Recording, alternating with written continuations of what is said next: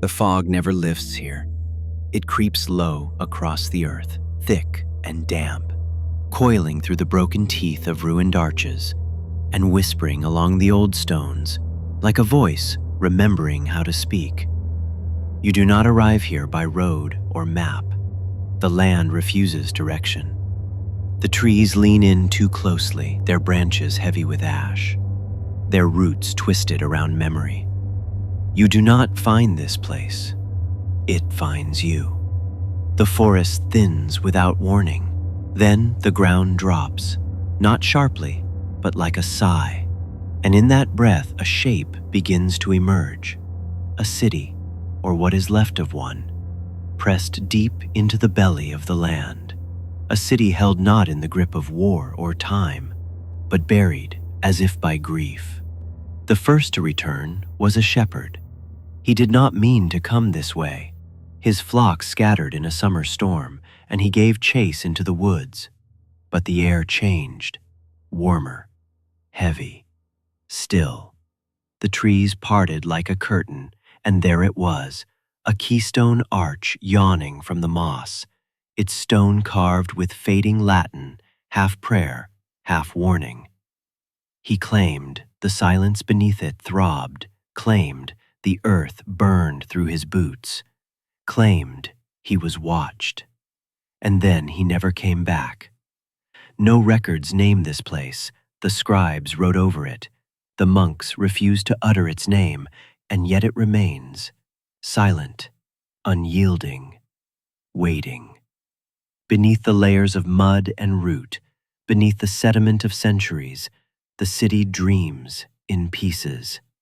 An iron cauldron still caked with soot, a child's toy carved from ashwood, its head missing, a stairway descending into soil, ending nowhere.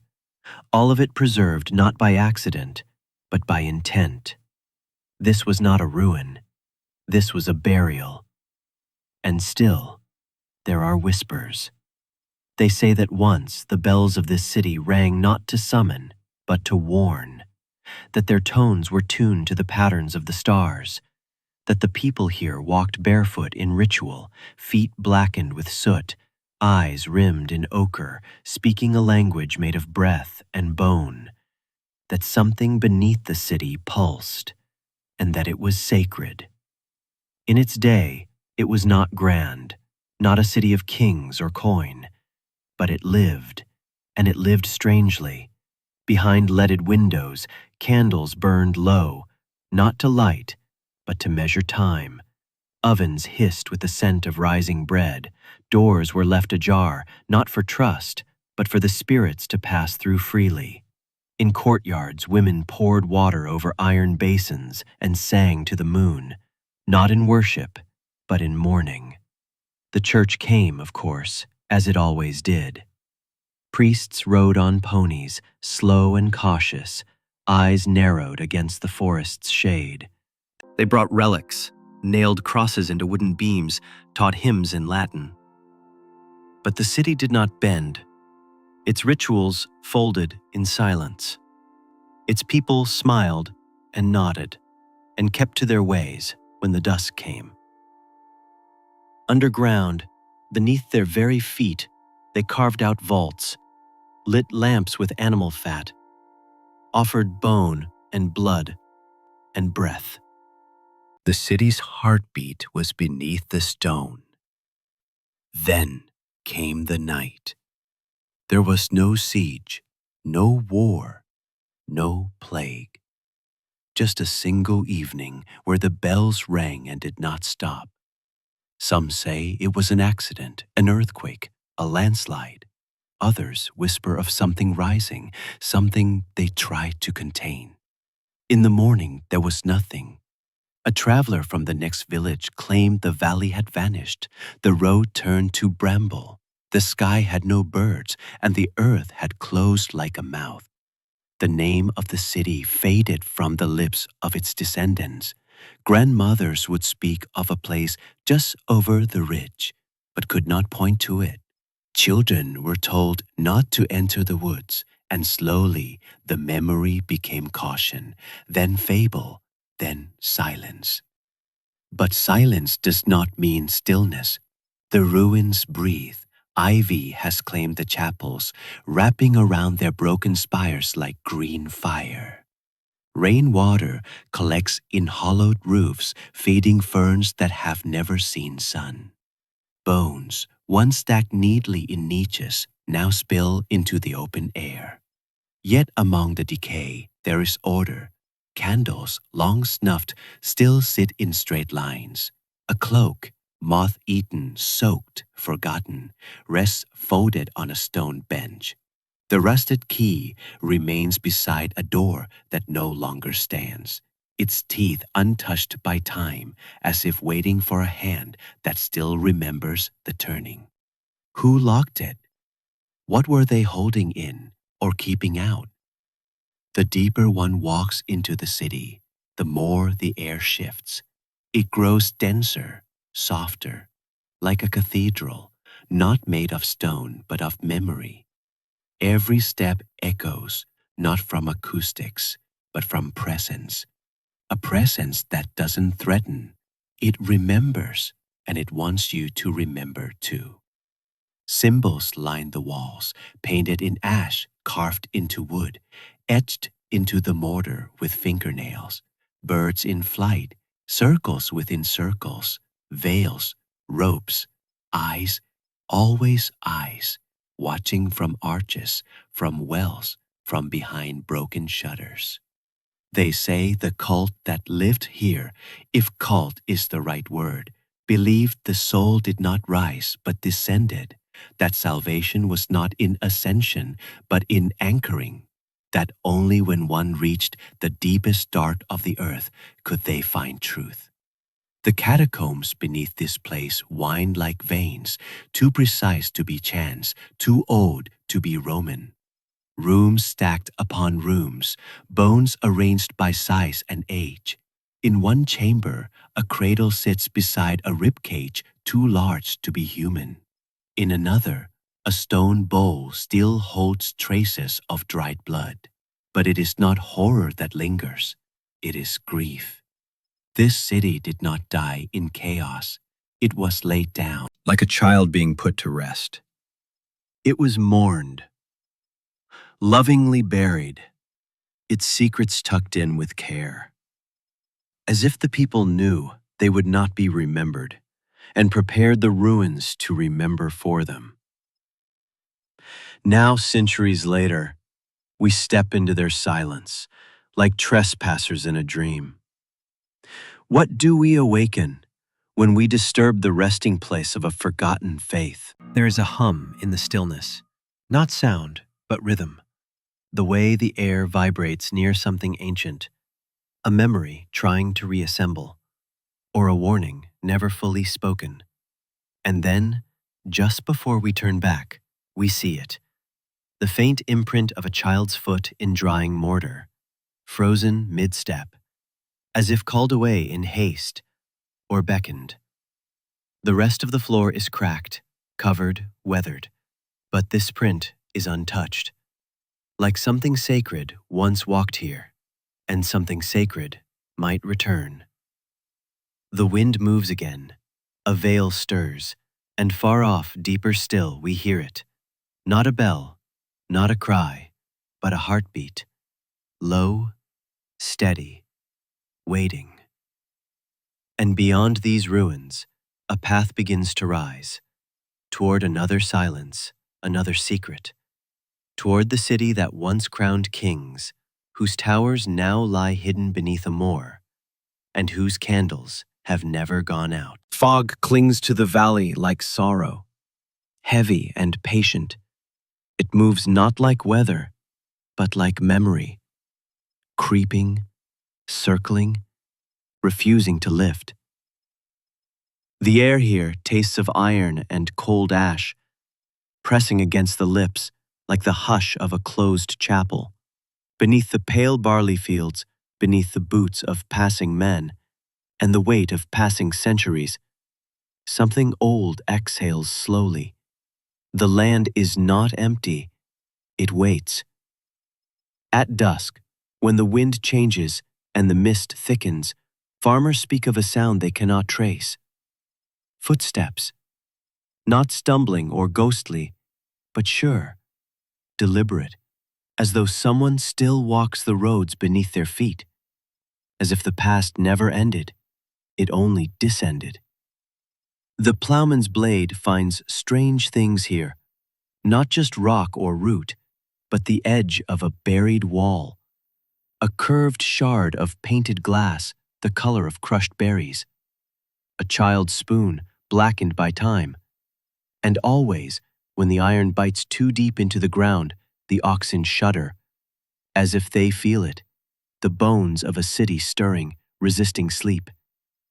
They say it was once a place of refuge, a hill fort cradled between two rivers, its outer palisades carved from the thickest oak, its laws older than parchment. The people lived not in grandeur but in discipline. Their world was ordered, carved from scarcity. Their joy found in small things. The crackle of trout skin on a pan, the weight of wool against a storm, the voice of the bell marking rest. The market was no more than a muddy square, but it rang with life. Barrels of dried fruit beside clay jugs of goat's milk. Rough hands exchanging salt for song. A dialect now dead, threaded through the air. Thick with consonants, sharp with warning. Each word was a blade, or a bond. The blacksmith's daughter, her name is lost now, would have known the heat of iron better than sunlight. Ash in her hair, sparks like fireflies in her skirts. She may have danced in the forge when no one watched. She may have wept when they came. They came, not with fire, but with ink. Lords from the south, cloaked in velvet and parchment. They bore no swords at first, only seals, iron rings, and promises shaped like threats. Join the realm, they said. Swear the tithe, kneel to the crown. Some did. Some bent their necks and kept their roofs, others chose silence. And in time, they vanished. It was not plague that hollowed the city, but the slow rot of fear. The river, once kind, changed course. The soil turned to clay, the bread darkened, mothers lost their sleep. The stars above seemed wrong, and the birds flew west without returning. Something beneath the surface began to call, and the people answered, but not upward, down. They dug, not graves but chambers, a slow descent into stone and prayer. They built beneath their own homes, beneath their own chapel, not to flee, but to outlast. Vaults of quiet air, cool and eternal, lined with limewash and longing. They painted their saints not on scrolls but on rock. They fed their lamps with the fat of sheep. They sealed themselves away like letters in envelopes, written in breath and blood. There is no word for what they became. Not exiles, not monks. They were not hiding. They were remembering, a way of life no longer welcome on the surface. And so the city began to fade, from sight, from maps, from memory. Now, roots weave through its ceiling like fingers through hair. Rain seeps into old cisterns and freezes at dawn. A bowl perfectly intact sits half buried in the mud, its curve catching the light like a prayer unanswered. A scroll sealed in wax lies unopened beside it, its message lost to mildew, but its presence louder than ink. These are not remnants. They are questions, left for someone someday to ask. The people here once believed the soul could live on in objects, a handprint on a wall, a footprint in drying mortar, a thread sewn into a sleeve. They stitched their hope into stone and clay, believing that one day someone would come, not to conquer, but to listen. Not all stories rise, some fall. Some descend like roots into the dark, growing in silence, wrapped around by time. This city does not speak in thunder. It murmurs. It sighs through cracks in the field and fog. Its message is not shouted, it is breathed. And if one kneels, truly kneels, they may hear it. The rhythm, low and steady, a pulse not of ghosts, but of memory, a heartbeat beneath barley and war. We build upward to be seen, but here, beneath Europe's skin, something deeper persists, not in glory, but in endurance, not in monuments, but in moss. Some say the fever still stirs, that once the buried are remembered, they rise, not in flesh, but in echo. In the steps heard at dusk, in the sudden warmth of the soil beneath the feet. In a story whispered to a child who wakes from a dream and swears she heard singing. The valley remains silent, but the silence is not empty. And as the mist thickens once more, curling like incense through invisible streets, we follow it, not toward ruins, but toward a threshold. One more layer deeper, one more door unopened, below the roots, below the stone, where the lamps still flicker, where the memory waits, where something ancient and human breathes. Not dead, only waiting. Rain fell like a punishment. Each droplet struck the moor with the weight of memory, as if the sky had grown weary of silence. Wind scraped across the heather like a blade across old stone, and in that bleak expanse, a shepherd's dog, a mutt with muddied paws and wide, uneasy eyes, froze. It stood rigid before something jutting from the earth. Not root, not rock, stone, but shaped, human-made. The shepherd knelt, fingers trembling. He clawed away the layers of wet peat. The soil was reluctant, clinging to the secret as if it knew better.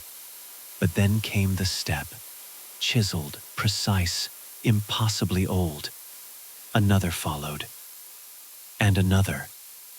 A stairway descended into the hillside like a throat into the earth. The lantern he carried sputtered, as though it too feared to go further. The air that spilled from the low was thick and sour, the scent of extinguished lives, damp parchment, cold tallow, and something older, like forgotten incense in a long deserted chapel. The dog whined and backed away. The man did not. Each footstep down the stairs sounded like it echoed across centuries. The flame from his lantern cast long shadows against walls no sun had touched in 1,000 years. Murals revealed themselves with each flicker. Kings crowned beneath celestial arches, battles fought under red banners, priests with upturned palms anointing the faithful. The paint had faded, but the scenes still breathed, vibrant in their silence. This was not a tomb. It was something more deliberate. The city beneath was not built to die. It had once ruled, once shimmered. Its courts had rung with 7 tongues, its markets rich with saffron, glass from the east, perfumes pressed from petals no longer named. Minstrels wandered its streets, and pilgrims filled its fountains with coin and prayer. But grandeur does not guard against fear. Ambition, that old and hungry serpent, turned on itself. Noble houses once bound by oath began to hoard and whisper. Coins disappeared into hidden vaults, locks multiplied. The water turned foul, not by curse, but by calculation. The wind became suspect. Wives were accused, daughters locked behind iron lattices. A city that sang in tongues learned instead to murmur behind closed doors. And then, something came. Whether it was war, quake, or judgment cloaked in fire, no parchment speaks of it. No chronicler dared ink the truth. All that remains is collapse. Arches split like bone under siege. Statues wept their own dust. And the survivors, those few who crawled beneath the ruin, did not rebuild.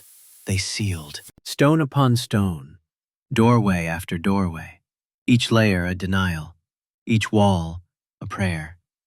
They did not entomb the dead, they entombed the living memory of their shame. Now moss has softened what once stood proud, ivy crawls where flags once flew, but the bones remain sharp. In a sunken sanctuary, a child's doll, carved from the rib of an ox, lies beside an altar cracked by time.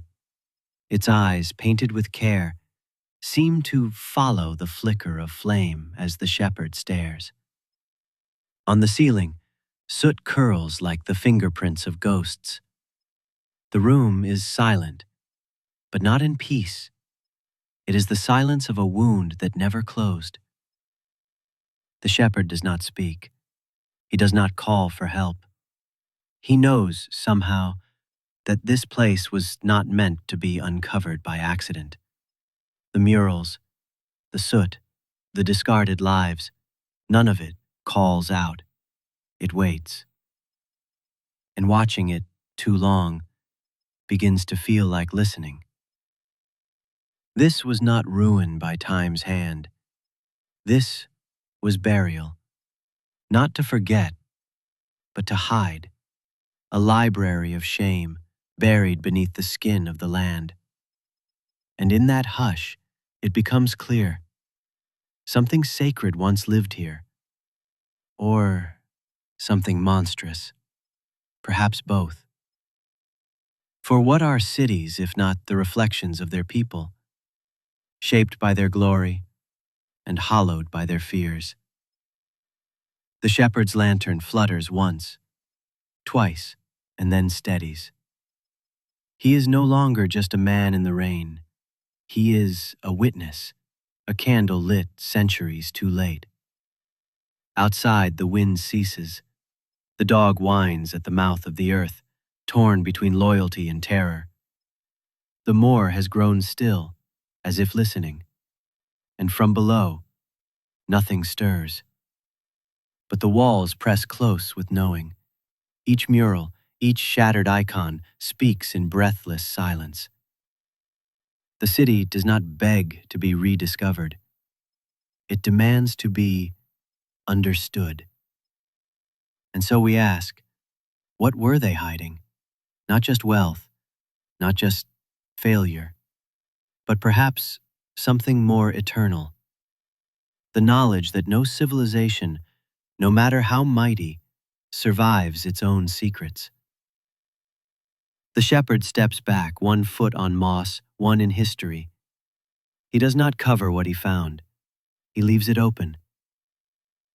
And as he walks into the fog, into the next silence, the world above tilts slightly, as if some balance has shifted, a burial disturbed, a story exhaled. But the question remains, if this city was not meant to be found, then what else lies waiting beneath our feet? A raven circles alone above the cliff. Its cry a single note, swallowed by wind and salt. Below, past the reach of most maps, past where memory begins to rot, a fractured arch lies hidden in ivy and thorn. Its keystone long since broken, its gate surrendered to the sea. And yet, just beyond its ruin, a breath of architecture remains. A curve of stone, too perfect for nature. A threshold into silence. The cliffside gives way not to emptiness, but to a cathedral carved into the bones of the earth. Vaulted ceilings now cradle salt air and echoes. Dust clings to the walls in whorls, moved only when the tide rises high enough to kiss the chamber's edges.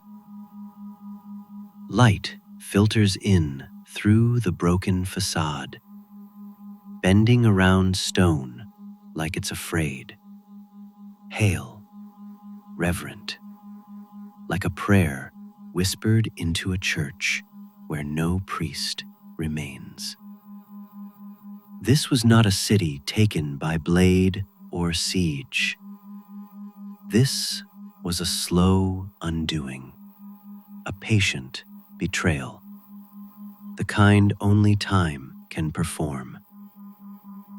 Here, once, stood a port unlike any other, a city of refuge and reckoning, where nobles, stripped of land and name, came seeking penance, where fishermen prayed with calloused hands and offered driftwood and bone to saints of their own making. A harbor not only of ships, but of stories too heavy for inland towns. A gamble between tide and soul. 4 banners flew above the docks, stitched in the colors of kingdoms that no longer exist. Anatolian wine flowed like blood across stone tables. Wax from the Rus lit the faces of exiles as they danced beneath foreign stars. Tongues braided together, belief systems collided. It was chaotic. It was alive. But then came the tide shift, not of water, but of men. The church, whose silence had once tolerated the city's heresies, turned its gaze westward and found sin where sanctuary had been. They called it unclean, a nest of apostates, a port of temptation. And the cartographers obeyed. The name vanished from maps. The pilgrims stopped arriving. The sea kept coming. In terror and obedience, the people responded. The altars were... A bronze censer lies cracked beside an altar that has not felt flame in 600 years. Its chain rusted, its incense long gone, and yet the air around it is still heavy, as if memory hangs where smoke once did. Even now, when the tide is low and gulls drift like omens across the gray sky, the ruins sing. Not loudly, not for tourists or treasure hunters, for those who kneel, for those who listen. Because this city was not lost by accident. It was buried by will, a self-inflicted silence, a people who chose erasure over repentance, who feared judgment more than extinction. And the sea, patient, ancient, unblinking, remembers. Every prayer shouted into the waves. Every saint drowned with rope around its neck. Every door sealed in shame. The city remains. Not in glory, but in confession.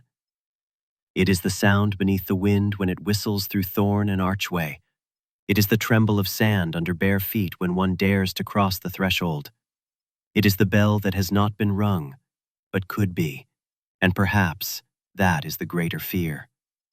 That the city still waits, not to be forgiven, but to be seen.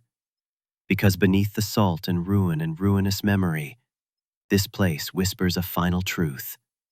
Sometimes, it is not time that buries a city. It is guilt. And when the tide draws back and the stones breathe air again, even for a moment, the sea exhales a name it has not spoken in centuries. Not to summon, not to punish, but simply to remember. And somewhere inland, where maps grow dense with ink and kingdoms still argue over lines on paper, the earth stirs again. For what was once drowned by choice may yet rise by consequence. Twilight bleeds across the marshland like a wound that refuses to close. The reeds sway in ghostly rows, their edges shivering in the breath of something older than wind. Above them, the sky bruises with the last light of day. Neither dusk nor night, but a hush in between. Through the mist, a line of figures moves. Monks, barefoot, hooded, and silent. Their robes, coarse as sackcloth, cling damp against their legs. The marsh drinks the sound of their steps. No bells, no hymns, just breath and prayer and the low groan of sodden earth. One stops. His hand reaches out, not in fear, but reverence, and rests against a moss-covered mound of earth. Beneath it lies their secret, a city not lost, but hidden, buried not by nature, nor by time, but by devotion. Centuries ago, the Church decreed its obliteration, a place damned by doctrine, condemned as heretical, blasphemous, obscene in its freedom. And so, above ground, the order was obeyed.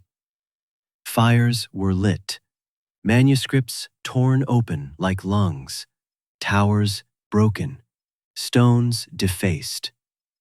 But not all bowed. Beneath their tonsures and vows, some of these very monks had seen the city with their own eyes, had walked its alleys where languages twined like ivy, where astronomers charted stars in ink, and midwives cured fever with buried knowledge. They had sat in quiet chambers beside foreign poets, beside women who taught geometry and priests who feared neither science nor sky. And in the silence, after the flames, they remembered. By night they returned, not in defiance, but in grief. They gathered what they could from the ashes, fragments of scrolls, broken astrolabes, symbols carved into beams, now blackened by fire. They wrapped them in cloth, stitched prayers into hems, smuggled them past the watchful eyes of bishops and blade. What could not be saved was memorized, what could not be spoken was buried. And so, beneath the feet of their persecutors, the city was reborn, not in marble, but in mud, not in sunlight, but in secrecy. A shadow city carved into the chalky womb of the earth, a sanctuary of memory, a monument to thought itself. Its chambers are narrow, its ceilings bowed with time and pressure. Moss softens the stone, roots creep like veins across vaulted rooms. But here, the silence hums. Only those who vow silence may walk these tunnels. Their footsteps echo not with fear, but with purpose. Each step a liturgy, each breath a vow. In one chamber, an iron censer still swings on rusted chain, though the incense has long since faded. Symbols, older than Latin, are etched into wax, into wood, into flesh. Psalms inked beside star maps, the old knowledge entwined with the new. On a stone altar, a golden crucifix rests beside a vessel of bloodroot ink, red as truth, red as the books they once burned. Heretical? Perhaps, but it is also holy. Here, the sacred was never singular. Salvation and science were not enemies. They were sisters. One taught you how to live, the other how to endure. Even now, the monks return each dusk. They gather in cloistered halls, their voices low, threading old chants through corridors that remember every note. Their liturgy is not just for God, but for memory itself, for the lives erased by decree, for the voices silenced by smoke. They do not speak the city's name, not out of fear, out of protection, for names can be hunted, but echoes endure. The walls breathe with memory. A flicker of lamplight catches on obsidian set into the arch of a doorway, once used to chart the heavens. In another corner, a chair remains unbroken, a script half-finished, scratched into its arm. No one sits there. It waits. This is not ruin. This is resistance. A quiet rebellion beneath centuries of obedience. A whisper beneath the roar of dogma. A place preserved not by stone, but by choice. A city that dared to think differently, and still does. Above, the world forgets. The church has changed its shape. The fires have cooled. But below, the city remembers the price of difference and the power of silence. Not every battle is fought with swords. Some are fought in ink, in thought, in refusal. The monks walk on, their figures swallowed by mist. The marsh closes behind them like a secret kept too long. And as night settles over the reeds and the stars blink open in skies once mapped by heretics, one truth lingers. What was buried in fear was preserved in faith.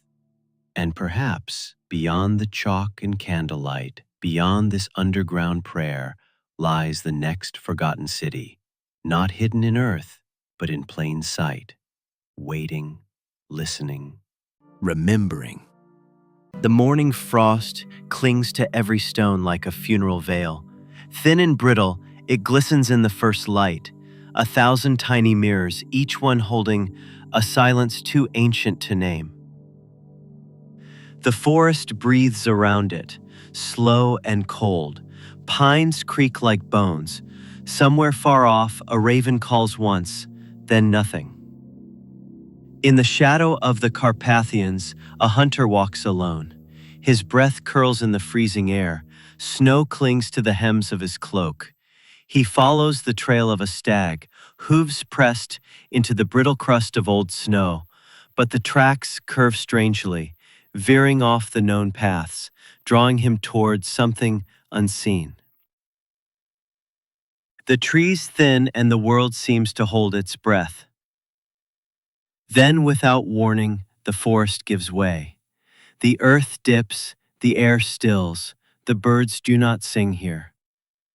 Before him lies a plaza, wide, sunken, swallowed by centuries of mud and moss. Half-visible structures lean against one another like sleeping giants.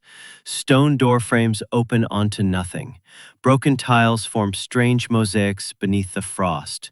The city stands without sky, a hollow built by forgotten hands, sealed from time by its own secrecy. The hunter lowers his bow. This place is not on any map. No tale names it, no bard has ever sung of it, no parchment records its rise or its fall. But its stones remember, and the stones speak. Here a Roman arch curves like a question over a gate built in the style of a Slavic longhouse. There, a cathedral spire bears the latticework of Moorish design, patterns that once adorned mosques beneath a desert sun, now frozen into alpine stone. It was not built by one people. It was shaped by many. A refuge of those who had no homeland, wanderers, outcasts, scholars cast from universities, healers accused of witchcraft, poets who wrote in languages no longer spoken. The city welcomed them, not with banners, but with silence, with shared hunger, with open hands. They bartered with songs. They buried their dead with coins pressed to their tongues, payment not for ferrymen, but for memory. No king ruled here. No scripture chained belief to stone. Instead, the walls are covered in drawings, charcoal smeared with rust, figures with hollow eyes, women in labor beneath a sky filled with stars, wolves that walk upright. These are not just myths, they are warnings, memories, dreams too fragile to survive in the cold violence of empires. They worshipped no single god, but they feared the same things: hunger, winter, forgetting. Their children grew up in 10 tongues, their homes were built by many hands, and for a time, they endured. But not all stories end in fire. Some dissolve, quietly. First came the famine, then a skirmish, a border drawn by outsiders, a winter that stretched too long. Little by little, the city emptied, not by conquest, but by necessity. Families packed what they could. Some returned to lands that once rejected them. Others vanished into forest and mountain. The rest were lost, and the city was left to the mud. The frost became its keeper, the trees its wardens. No one dared speak of it, not out of fear, but forgetfulness. The world moved on, and those who remembered grew old. The city became a rumor, then a silence, then nothing, until now. Until this morning. The hunter steps forward, his boots press into ancient mud. Snow crunches underfoot. He kneels beside a stone, low, flat, covered in a thin film of ice. With rough fingers, he brushes it clean, 2 hands etched into the stone, clasping, not in prayer, in unity. The carving is worn, but not broken. The message simple: together. Here, in this ruin, something ancient still breathes. A well, still full of clean water. A cradle, preserved in frost. Its wood dry but unrotted. A hearthstone, cold for centuries but intact. The city did not rot. It waited. Waited not for conquest, not for plunder, but for understanding. It is not just a ruin, it is a mirror, a memory of what might have been. A civilization without borders, without a flag to die for. A home built not on blood, but on shared survival. The hunter stands. He listens. And in the breathless quiet, the city whispers, not in words, but in feeling. It does not demand discovery. It offers a lesson. Not all great cities need towers. Not all histories need kings. Some stories are buried, not to be hidden, but to be remembered only when we are ready. Above the hunter, snow begins to fall, soft, steady, like ash reversed. And somewhere beyond the trees, another ruin waits, one not entombed by frost or hidden by oath, but silenced by shame. A fortress built for purity, stained by its own zeal, where iron once ruled and mercy was outlawed. The path leads there, and the silence deepens. A breath, so faint it could be wind, passes through the vaulted dark. The hunter, still kneeling at the edge of the frostbitten city, hears something. Not words, not sound, but a vibration, buried deeper than stone, beneath the clasped hands etched in the rock, beneath the quiet bones of a people without a flag. There is more. He stands slowly, snow crunching beneath his boots like brittle parchment. The stag's trail is forgotten. Something else has taken hold. The plaza leads to a staircase, not carved, but melted into the slope of the mountain, as if fire once lived here, not the fire of war, but something older, sacred, rejected. He descends. At first, there is only silence, then the echo of chimes, faint, distant, metallic, yet not made by hand.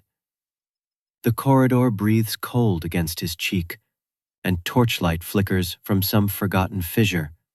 The air smells not of rot, but of rust and myrrh. Here, beneath the Carpathian stone, lies a city within a city, a sanctum beneath the crossroads, forgotten by even those who once fled above. Columns carved with faces, neither man nor God, line the passage. Their eyes are blank, their mouths open as if to sing. The further he walks, the more they seem to listen. He finds a chamber, round, still, echoless. At its center, a dais, cracked and half swallowed by dust. Above it, a dome, painted in colors that should not survive time, deep indigo, tarnished gold, a red like dried blood in snow. A single hole pierces the roof, letting in the breath of heaven. Beneath it sits a statue, not of a ruler, not of a saint, but of a child, arms outstretched, in offering, in warning. No inscription, only a bowl at its feet filled with bones no larger than sparrows. This was no temple built for glory. It was a vault for grief. The people who vanished from above came here not to rule, but to repent. For what we will never fully know. There are no scrolls, no relics of pride, only remnants of sorrow. An iron shoe, a doll with no face, a prayer etched backward into the wall, as if meant for those behind it. And then he hears it again. That low, harmonic hum, not human, not entirely. It rises from the walls, the floor, the bones themselves, a resonance of memory, a choir of the forgotten, singing not to be heard, but so they would not forget themselves. Perhaps they knew they would vanish, perhaps they chose to. Civilizations fall by fire or sword. Others choose silence. The hunter kneels once more, not in fear, but in reverence. Snowflakes fall from his cloak. He does not touch the statue, he only listens. The mountain holds its breath, and in that breath, we hear it too. The voice of a city that chose humility over legacy. That traded power for stillness, that buried itself to save what it could of the human soul. As we rise from this depth, the air sharpens again, the mountain groans, and far beyond, toward the western hills, a bell, long buried, rings once. Its echo calls us onward, to the last city, to the final secret, to the place where all roads end and begin again. It is dusk again. Ash-colored light spills across a barren valley, where nothing grows but memory. A rider approaches, hooded, nameless, alone. The bell that rang from beneath the Carpathians still hums faintly in the stone of the earth, guiding him forward like a thread through shadow. He does not know who sounded it, only that it called him. Before him, the land splits open, a great wound in the world. Once, they say, it was a road, wide, sacred, stretched with banners and voices. Now, only the bones of bridges remain, shattered pillars, teeth of stone. At its end lies a door, not carved, not forged, just there. A slab of black granite, half buried in the mud. No hinges, no handle, only a mark scorched into its surface. A circle inside a circle, one complete, one broken. The rider dismounts. Silence settles like snow. This is the place whispered of in fragments, feared by kings and forgotten by peasants. The place that never made it into the chronicles, because it was never meant to. The Last City. A city not built by rulers, but by exiles. They came from the ash of fallen kingdoms, bearing no titles, just scars. Survivors of failed faiths, collapsed crusades, broken revolts. They did not seek revenge or revival, only a place where the past would not follow. And so, they built beneath the roots of the world, not grand towers, not gilded spires, but halls of listening, rooms for silence, wells of dreaming. They believed history had become a weapon, and so they chose to forget it. Inside, no name was ever spoken twice. Even the air was made to forget. They left no maps, no bloodlines, no heirs. Only this door. The rider kneels, his hands pressed to the stone, cold, unyielding. Yet beneath it, he feels it. Movement. Not alive, not dead. A kind of waiting, like breath held too long. Perhaps they are still down there. Perhaps they are only echoes. Or perhaps the last city was not a place at all, but an idea. A final defiance against the violence of remembrance. A sanctuary where truth no longer had to be agreed upon. Where silence was not absence, but choice. He rises. No force will open the door, no key will fit. But as he turns to leave, the wind shifts. Behind him, a whisper. Not outward, not inward, but downward. Swallowed whole. Dust lifts. Light vanishes. And in the absence, a voice. Old, cracked, impossibly human, says only, "You remembered." The rider steps forward, and the door seals behind him. No trumpet, no flame. Only the wind, dancing through the valley where no one watches. And so ends the road of forgotten cities. Not with ruin, not with glory, but with return. Because in every age, there are those who vanished to build something truer, who bury their dreams in stone and salt, not to be lost, but to be found by those who still know how to listen. Listen long enough, and the cities will speak again. Would you like an epilogue or credit script to follow this final chapter? The screen fades to black.